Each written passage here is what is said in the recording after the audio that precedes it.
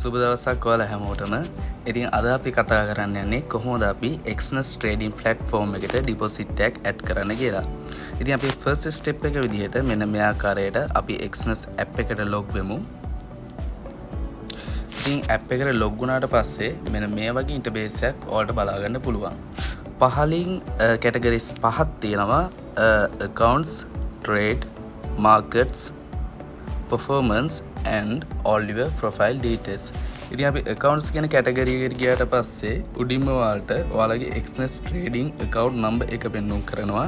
ඊට පහලින් deposit and withdraw කියලා option දෙකක් තියෙනවා. ඉතින් අද අපි කතා කරන්න යන්නේ කොහොමද deposit එක කරන්න යන්නේ කියලා.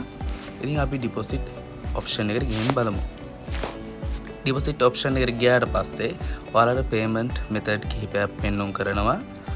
Binance Pay, Bank Card, Bitcoin, Netlr, Skrill, Sri Lankan Bank Transfer, StickPay, Tether USDT and USD Coin.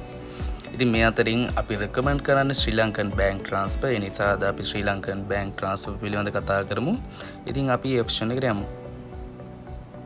A option එකට ගියාට පස්සේ ඔයාලට උඩින්ම පෙන්වන්න කරනවා ඔයාලගේ payment method එක Sri Lankan Bank Transfer. ඊට පස්සේ ඔයාලගේ Exness trading account number එක ඊට පස්සේ ඔයාලා deposit කරන්න බලාපොරොත්තු වෙන amount එක. ඉතින් මෙතනදී minimum account amount එක වෙන්නේ රුපියල් 10486යි. ඉතින් අපි සාමාන්‍ය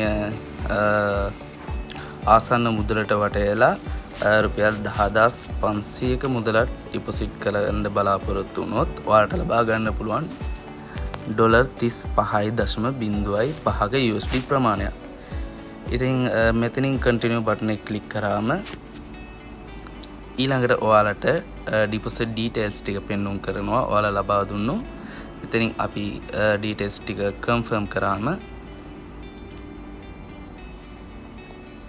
මෙන්න මේ වගේ deposit කරන්න ඕන account number එක, branch එක, bank එක, ඒ වගේ deposit details ටික පෙන්නනවා. ඉතින් ඔයාලට deposit කරන්න පුළුවන් Transapp එකක් හරහා deposit කරන්න පුළුවන්. ඒ සඳහා ඔයාලට විනාඩි 30ක කාලයක් ලබා දෙනවා. ඉතින් Transapp එකක් හරහා deposit කරාම ඔයාලට receipt එක ලබා ගන්න ඕනේ. receipt එකේ screenshot එකක් හෝ photo එකක් අරන් මෙතන drag and drop option එක හරහා ඔයාලට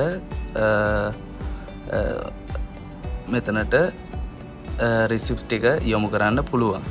ඉතින් මම receipt එක මෙතනට දානවා. මෙන්න මේ ආකාරයට